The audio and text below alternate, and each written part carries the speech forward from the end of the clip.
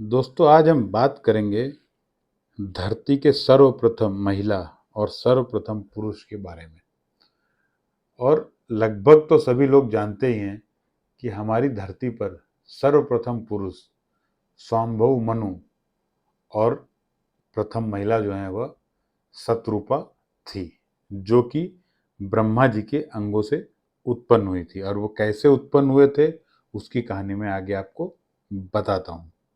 दोस्तों, जब सृष्टि की रचना किया तो ब्रह्मा जी ने 11 रुद्रों की रचना की और 11 और दूसरी प्रजातियों की भी रचना किया।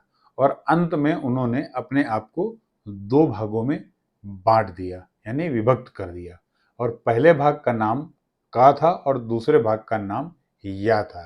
यानी कि पहला जो भाग था वह मनु के रूप में और दूसरा भाग जो था वह शतरूपा के रूप में प्रकट हुआ।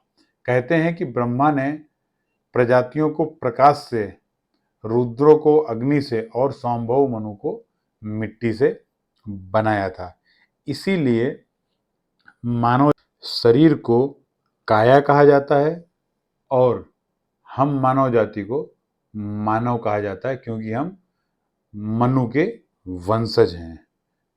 मनु को आदि भी कहा जाता है, यानी कि आदि पुरुष, जिसका प्रारंभ यानी कि उन्हीं से धरती का प्रारंभ हुआ है।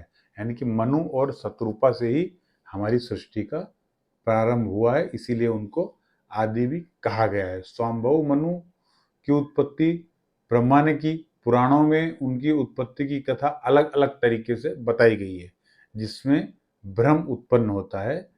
लेकिन इतना तो तय है कि उनकी उत्पत्ति ब्रह्मा से हुई थी।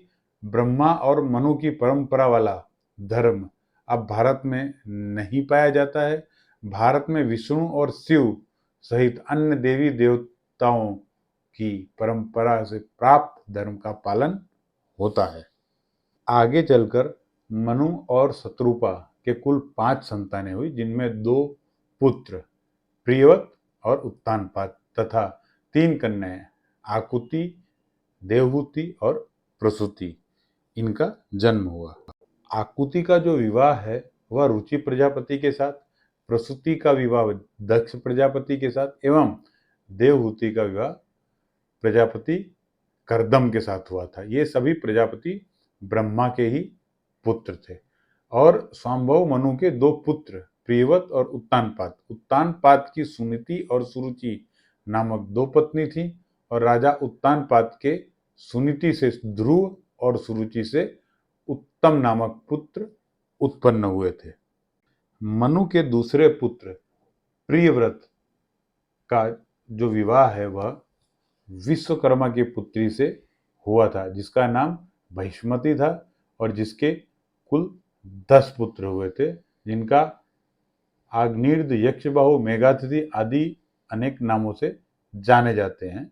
प्रियव्रत की दूसरी पत्नी से उत्पन्न तामस और रयवत, ये 3 पुत्र उत्पन्न हुए, जो अपने नाम वाले मनवंतरों के अधिपति भी हुए थे। तो दोस्तों, इस तरह से महाराजा मनु और सतप्रथा का राज्य चलता रहा। सदियों तक उन्होंने सप्तद्वीप पृथ्वी पर राज्य किया तथा मनु को मोक्ष की अभिलाषा हुई तो संपूर्ण राजपाट छोड़कर अपनी पत्नी शतरूपा के साथ नैमिषारण्य तीर्थ चले गए। तो दोस्तों, कैसा लगा वीडियो मुझे ज़रूर बताइए। वीडियो देखने के लिए आपको धन्यवाद।